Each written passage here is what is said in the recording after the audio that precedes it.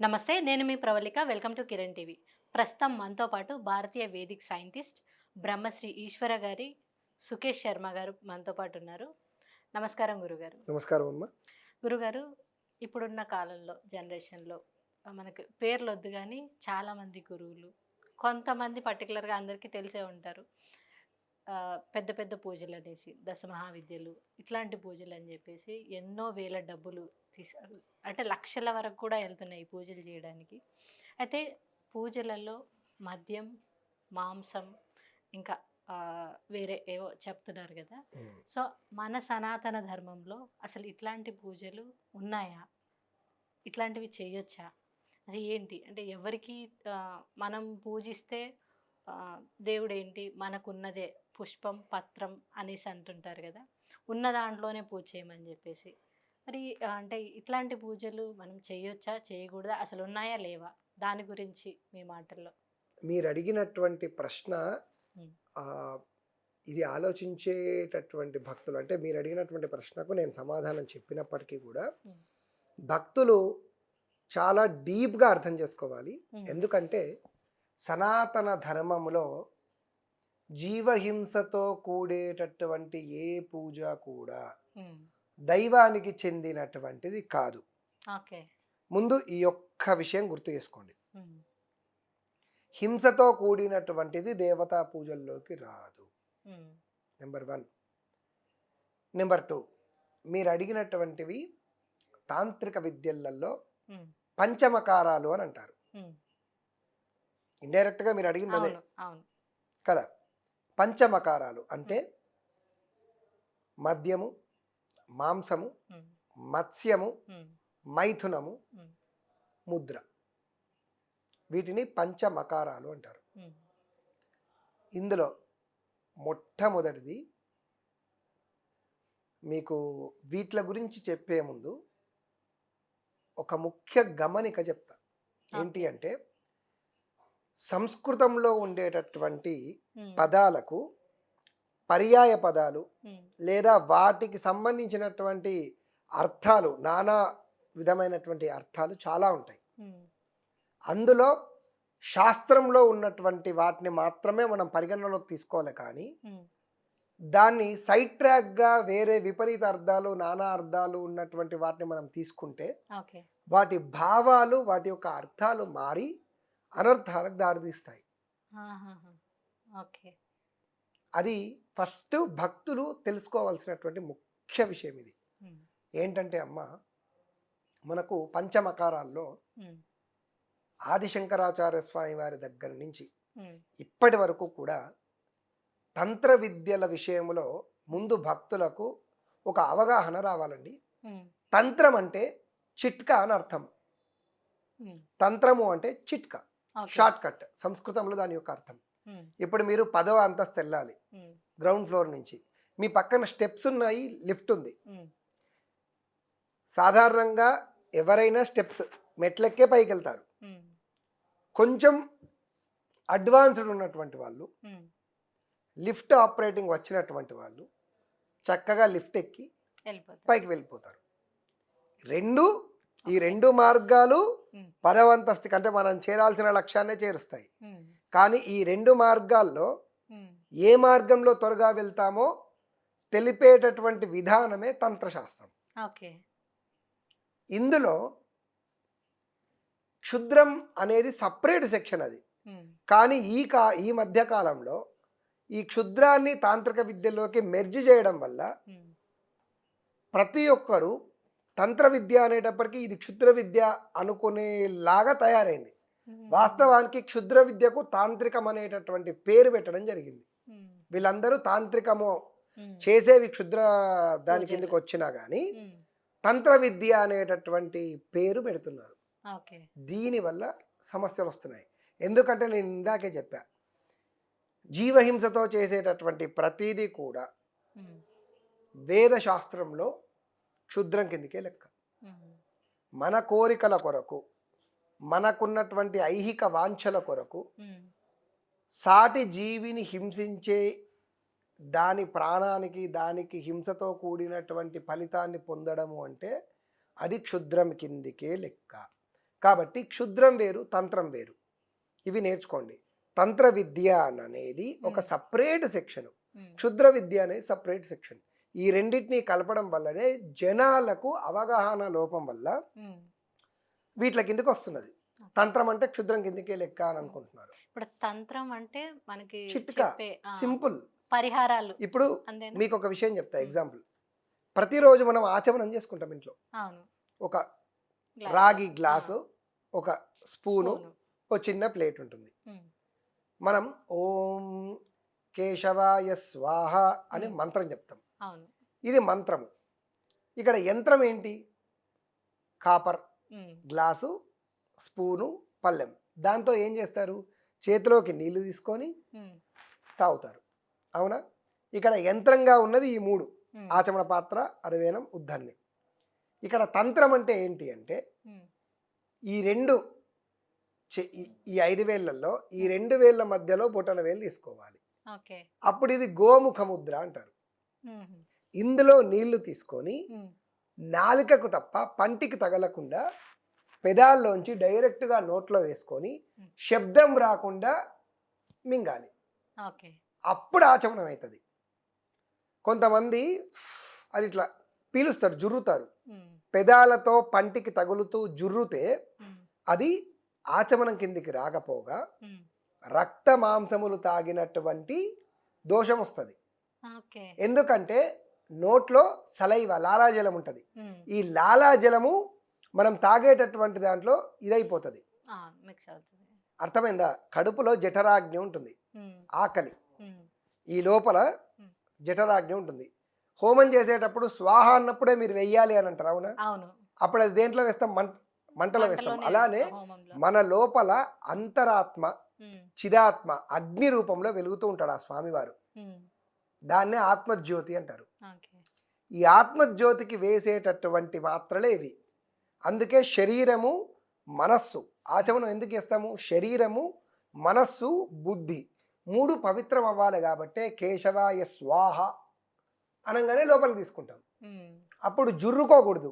జుర్రుకుంటే లాలాజలము పంటికి తగిలి రక్త మాంసాలు తీసుకున్న దాంతో చేసినటువంటి దోషం అవుతుంది, ఎంగిలి దోషం వస్తుంది. కాబట్టి ఇలా చేసుకోకూడదు అని చెప్పేదే తంత్రం. అర్థమైందా? ఇది షార్ట్ కట్ లో, ఇది తంత్రము. ఇప్పుడు ఇక్కడ దీంట్లో క్షుద్రం ఏముందమ్మా? లేదు. అర్థమైందా? ఏదైనా ఒక పూజా విధానంలో షార్ట్ కట్ గా తెలిపేటటువంటి విధానాన్ని తంత్రము అని అంటారు. తంత్రము అంటే చిట్కా. అందుకే పెద్దవాళ్ళు చిన్న తంత్రం చేశారా అని అంటారు. ఆ తంత్రం అంటే చిట్కా అని, చిన్న చిన్న మ్యాజిక్స్, చిట్కాలు అని. అర్థమైందా? ఇక క్షుద్రము అనేది జీవహింసతో పెట్టే ప్రతిదీ కూడా క్షుద్రం కిందకే లెక్క. ఇక మీరు అడిగినటువంటి ప్రశ్న చాలా ఉత్తమమైనటువంటి ప్రశ్న. నిజంగా ఈరోజు మీరు అడగడం నాకు నచ్చింది. ఎందుకంటే ఇది తెలుసుకోవాలి జనాలకు. నిజంగా ఈ వీడియో చూసేటటువంటి ప్రజలకు ఇప్పుడు నేను చెప్పేటటువంటి ఆన్సర్లు తెలుసుకోవాలి. అప్పుడే వీళ్ళకు నిజమైనటువంటి ఆన్సర్ తెలుస్తుంది. ఏంటి అంటే పంచమకారాలు: మత్స్యము, మాంసము, మైథునము, ఇంకోటి ఏంటిది మద్యము, ముద్ర. 5. ఈ 5లో మొట్టమొదటిది ఏంటిది? మత్స్యము. మత్స్యము అంటే ఏంటిది మీ వ్యవహారిక భాషలో? మత్స్యము అంటే మనం చేప. అదే. అవునా? సంస్కృతంలో మత్స్యము అని అంటే చేప. కానీ వైదిక భాషలో మత్స్యము అని అంటే బుద్ధి. మనిషి జపానికి కానీ పూజకు కానీ ధ్యానానికి కానీ కూర్చున్నప్పుడు తన యొక్క ఆలోచన చేప ఎలా అయితే నీళ్ళల్లో అటు నుంచి ఇటు, ఇటు నుంచి అటు అలా అలా అలా అలా తిరుగుతూ ఒక్క చోట స్థిరంగా ఉండక తిరుగుతూ ఉంటుందో, అలా జపానికి కూర్చున్నప్పుడు ఈ బాడీ మాత్రం స్థిరంగా ఉంటుంది, కానీ వాడి ఆలోచనలు, బుద్ధి ఒక్క చోట ఉండదు, తిరుగుతూనే ఉంటుంది చేప పిల్లలాగా. అవునా? మీరు ఎప్పుడైనా జపానికి కూర్చున్నారా? కూర్చున్నప్పుడు మీ యొక్క ఆలోచన, మీ బాడీ ఇలానే ఉంటుంది, కానీ మీ ఆలోచన ఏదేదో విషయాల గురించి ఎక్కడెక్కడికో అలా అలా అలా అలా తిరుగుతూ ఉంటుంది. చంచల మనస్తత్వం లాగా నీళ్ళల్లో చేప పిల్ల తిరిగినట్టుగా మన ఆలోచనలు తిరుగుతూ ఉంటాయి. కాబట్టి ఆ విధానాన్ని మత్స్యము అని అన్నారు. ఈ మత్స్యము బుద్ధితో సమానం. కాబట్టి ఈ పంచమకారాల్లో మొట్టమొదటిది మత్స్యము అంటే బుద్ధి, ఆలోచనలను నియంత్రించుకో. చేపలాగా నీ యొక్క ఆలోచనలు తిరుగుతూ ఉంటాయి కాబట్టి దాన్ని నియంత్రించుకొని ముందు దాని మీద ఆధిపత్యం వహించు అని చెప్పేదే మొట్టమొదటిది మత్స్యం. Concentration first thing. Is it clear? రెండోది మద్యము. ఎప్పుడైతే నీ బుద్ధి ఒక స్థితిలోకి వచ్చి ఆగిపోతుందో, చేప పిల్లలా తిరిగే ఆలోచనలన్నీ డిలీట్ చేసి ఏదైతే నువ్వు ఫోకస్ చేయాలనుకుంటున్నావో దాన్ని నిలబెట్టుకున్నావు అనుకో, నీ ఫోకస్ని నువ్వు నిలబెట్టావనుకో, నెక్స్ట్ ఏం జరుగుతుంది? మద్యము అంటే ఒక మత్తు. మద్యము మీన్స్ సురాపానం లేదా వైన్ ఏదైనా కానీ దాని ఫైనల్గా అది ఏమిస్తుంది? ఒక మత్తునిస్తుంది. ఆ మత్తు అంటే ఒక భావన. ఆ భావనలో వాడు అలానే ఉంటాడు. వాడికి సీఎం అయినా పిఎం అయినా ఈ ప్రపంచమైనా తాగిన వాడితోని సీఎం కానీ పిఎం కానీ గొడవగలరా? లేదు. వాడే గ్రేటు. నమస్కారం చేసుకొని వెళ్ళిపోతాడు వాడు. అవునా? ఏమన్నా అంటే అరే వాడు తాగున్నాడు రా, వాడితో ఎందుకు గొడవ అని అంటాడు, సీఎం అయినప్పటికీ కూడా. అవును కదా. అంటే ఆ మత్తులో వాడు ఏం మాట్లాడుతున్నాడు ఏం చేస్తున్నాడో తెలియనటువంటి ఒక తన్మయత్వంలో ఉంటాడు వాడు. ఇక్కడ భక్తి అనే ఒక మత్తులో, భక్తి అనే మత్తులో ఈ ఐహిక భావనలు వాడు ఏం చేస్తున్నాడో తెలియనటువంటి ఒక అచేతనమైన స్థితిలోకి వెళ్తాడు. ఎప్పుడు ఈ జ్ఞానము మనస్సు మత్స్యంలాగా ఒక చోట తిరగకుండా ఒకే చోట ఆగినప్పుడు అంతే ఇలా ఉండిపోతాడు. బయట ప్రపంచంతో సంబంధం లేకుండా, బాహ్య ప్రపంచంతో ఎటువంటి సంబంధం లేకుండా ఆ జపానకు ఆ ధ్యానానికి అడిక్ట్ అయిపోతాడు వాడు. అర్థమైందా? అది దాన్ని వాస్తవానికి మీకు అర్థమయ్యేటట్టు చెప్పాలి అంటే సమాధి స్థితి. బయట ప్రపంచంలో ఏం జరుగుతుందో తెలియదు, ఇక్కడ మాత్రం ఒక అద్భుతమైనటువంటి లోపల ఈ జపం చేస్తూ బ్రెయిన్ యాక్టివేట్ అవ్వగానే లోపల నుంచి ఒక అద్భుతమైనటువంటి ఆస్వాదం వస్తుంటుంది. అది చెప్పడం కన్నా అనుభవిస్తేనే తెలుస్తుంటుంది. సో దీన్ని మద్యము అని అన్నారు. అంటే ఆ మత్తులో పడిపోయాడు, జపము ఆ ధ్యానము అందులో, అది మనిషిని పైకి తీసుకెళ్తుంది. ప్రపంచంలో ఏ అలవాట్లైనా కానీ మనిషిని పై స్థాయి నుంచి కిందికి దిగజారుస్తుంది.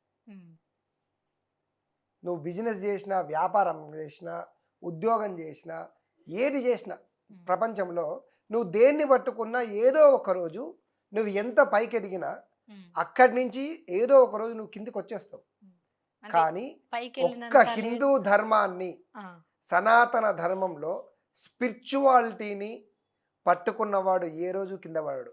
వాడు అలా పైకి వెళ్తూనే ఉంటాడు తప్ప ఏ రోజు కింద పడిన దాఖలాలు లేవు. అదే మద్యం. మత్స్యము మద్యం అయిపోయింది. మూడవది మాంసం. మూడవది మాంసము. ఈ మాంసము అనంటే తినేటటువంటిది అందరూ అనుకుంటారు. మాంసాహారం నైవేద్యం పెట్టాలండి, నైవేద్యం పెట్టకపోతే దేవత పలకదు, దేవతకి ఎక్కదు, ఇలా మాట్లాడిన వాళ్ళు కూడా ఉన్నారు కొంతమంది. కానీ ఇక్కడ మాంసము అనంటే ఈ దేహభ్రాంతి వేరే వేరే విషయాలన్నిటికీ కూడా జుగుప్సాకరమైనటువంటి వ్యాపకాల నుంచి బయటకు వచ్చేదే మాంసం. అంటే నీ శరీరము ఏదైతే ఉందో ఇది నాది అని అనుకుంటావు. ఈ బాడీ ఏదైతే ఉందో ఇది నాది అనుకుంటావు. కానీ ఇది కుళ్ళిపోయినటువంటి ఒక మాంస కళేబరము.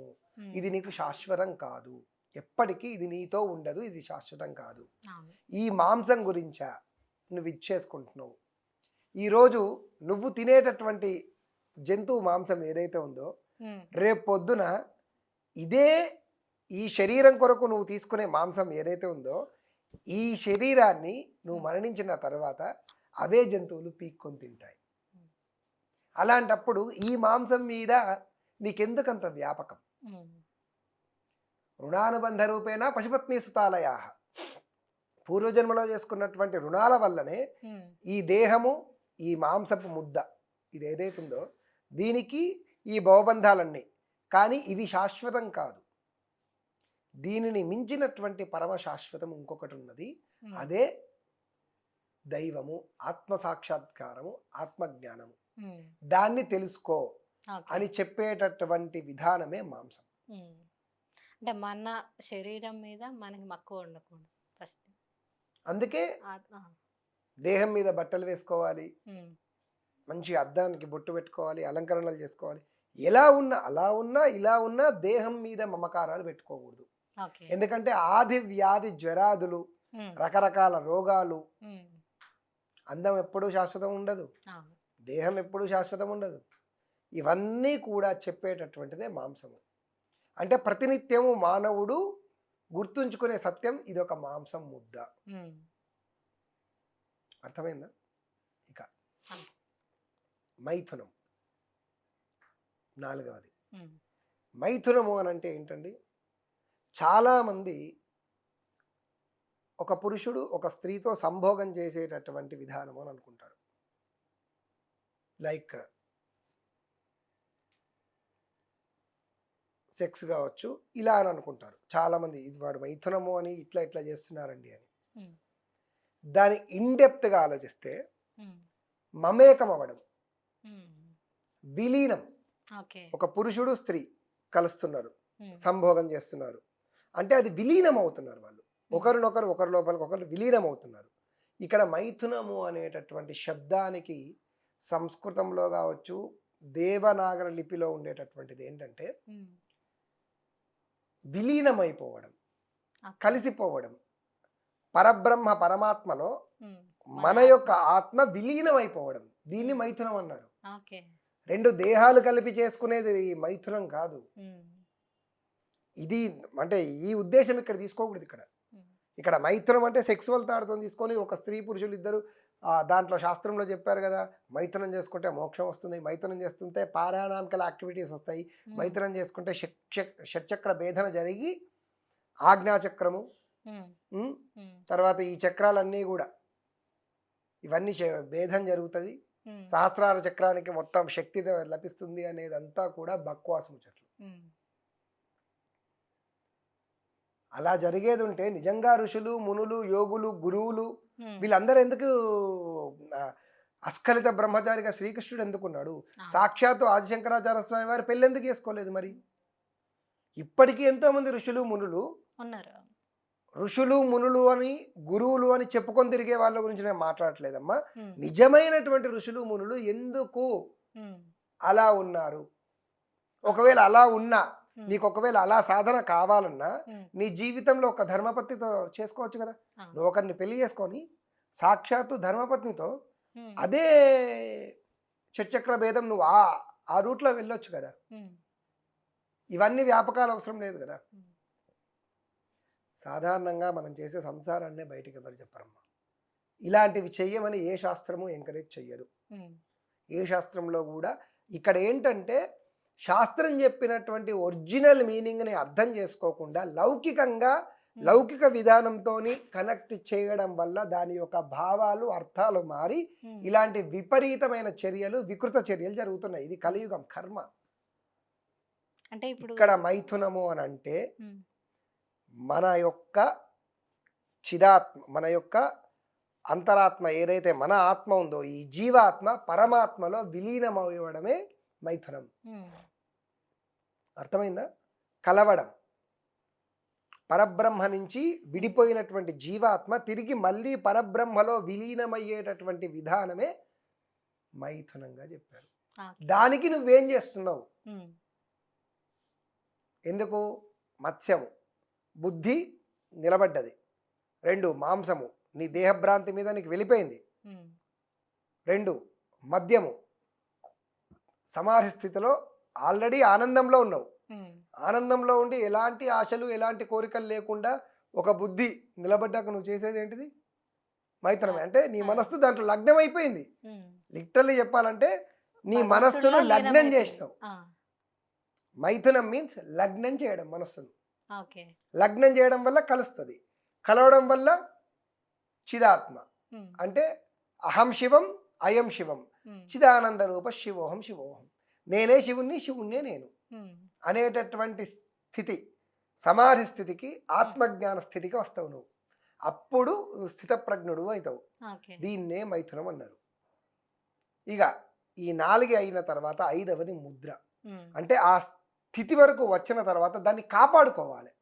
దాన్ని కాపాడుకోవాలి అంటే యమ నియమ ఆసన ప్రత్యాహార ప్రాణాయామ ధ్యానము సమాధి మొత్తం 8 అష్టాంగ సూత్రాలు ఉన్నాయి. ఈ అష్టాంగ సూత్రాలను ప్రతిరోజు సాధన చేసుకుంటూ ఉంటే ఈ స్థితిని నువ్వు ఇలా మెయింటైన్ చేయగలుగుతావు. లేకపోతే దిగజారుతావు. నువ్వు ఆ స్థితి నుంచి కింద పడతావు. కాబట్టి ఇది ముద్ర అంటారు. కాబట్టి ఈ 5టిని పంచమకారాలుగా శాస్త్రము ఈ ఉద్దేశాలతో చెప్పింది. కానీ కలియుగములో నిజమైనటువంటి శాస్త్రంలో ఉన్నటువంటి ఉద్దేశాలను తీసుకోకుండా మిస్గైడ్ మిస్లీనియన్స్ ఇచ్చి వాళ్ళ స్వలాభాలను పొందేటటువంటి గురువులే ఎక్కువ మంది ఉన్నారు. కాబట్టి జనాలు ఇట్లా తయారవుతున్నారు. అంటే ఇప్పుడు జనాలకి తెలీదు నిజంగానే ఏంటి ఏది నిజం ఏది అబద్ధం. అంటే మనకి వాడుక భాషలో ఉన్నవి ఇవే అనుకొని వాళ్ళు ఇవే ఫాలో అవుతున్నారు. అయితే సనాతన ధర్మం తెలిసిన ఎంతోమంది గురువులు ఉన్నారు కదా, వాటికి ఎగెయినెస్ట్గా ఎందుకు మాట్లాడడం లేదు? చూడండి అమ్మా, అందరికీ గురువే వచ్చి చెప్పాలి అని అంటే కొంతమంది జీవితంలో సద్గురువు కొరకు వీళ్ళు వెతకాల్సి వస్తుంది. అందరికీ సద్గురువులు దొరకరు. కానీ ఒక సులువైన మార్గం ఉంది. ఏంటంటే పురాణాలు. తెలుగు చదవచ్చు కదా, ఇంగ్లీష్ చదవచ్చు కదా, హిందీ చదవచ్చు కదా. మీకు కనీసం పేపర్ చదువుతారు కదా, రోజుకు 10 సార్లు పేపర్ చదివేటటువంటి వాళ్ళు మీరు పుస్తకాలు మీరెందుకు చదువుకోరు? మీరెందుకని పురాణాలు ఇంటికి తీసుకొని మీరే చదివి దాన్ని అండర్లైన్ చేసుకొని మీకు అర్థం కాని ప్రశ్నలున్నా, మీకు అర్థం కానిటువంటివి ఏవైనా ఉన్నా ఓ పెన్సిల్తో అండర్లైన్ చేసుకొని సరైన గురువు దగ్గరకు వచ్చినప్పుడు వీటి అర్థాలు మాకు చెప్పండి, దీంట్లో ఇలా ఉంది, మత్స్యము అని అంటే ఈ భావన వస్తుందా, మైథునము అంటే ఈ భావన వస్తుందా అని సద్గురువు దొరికినప్పుడు నువ్వు కావాలంటే 10 మంది గురువులను అడుగు. 10 మంది గురువుల్లో ఎవరి ఆన్సర్ నీ అంతరాత్మకు, నీ మనసుకు కాదు, నీ బుద్ధికి కాదు, నీ అంతరాత్మకు ఎస్ ఇది రైట్ ఆన్సర్ అని అనిపిస్తుందో తెలిసిపోతుంది నీకు. అతడు సరైన గురువు. అలా ఎందుకు చేయరు? అలా చేసినప్పుడు మీకు ఈజీ అవుతుంది. సో అంటే ప్రజెంట్ జరుగుతున్న ట్రెండ్ ఈ పంచమకారాలు అనే దాని గురించి క్లియర్గా చాలా బాగా ఎక్స్ప్లెయిన్ చేశారు, అందరికీ అర్థమయ్యేలాగా. సో ఇప్పటికైనా భక్తులు ప్రేక్షకులు తెలిసి అంటే చూసి తెలుసుకొని అట్లాంటి వాటికి వెళ్లకుండా ఉండాలని కోరుకుంటున్నాము. ధన్యవాదాలు గురుగారు. నమస్కారం. సో ఈ వీడియో కనుక మీకు నచ్చినట్లయితే లైక్ చేయండి అండ్ మరిన్ని ఇలాంటి వీడియోస్ కోసం కిరణ్ టీవీ భక్తి ఛానల్ని సబ్స్క్రైబ్ చేసుకోండి. Thank you.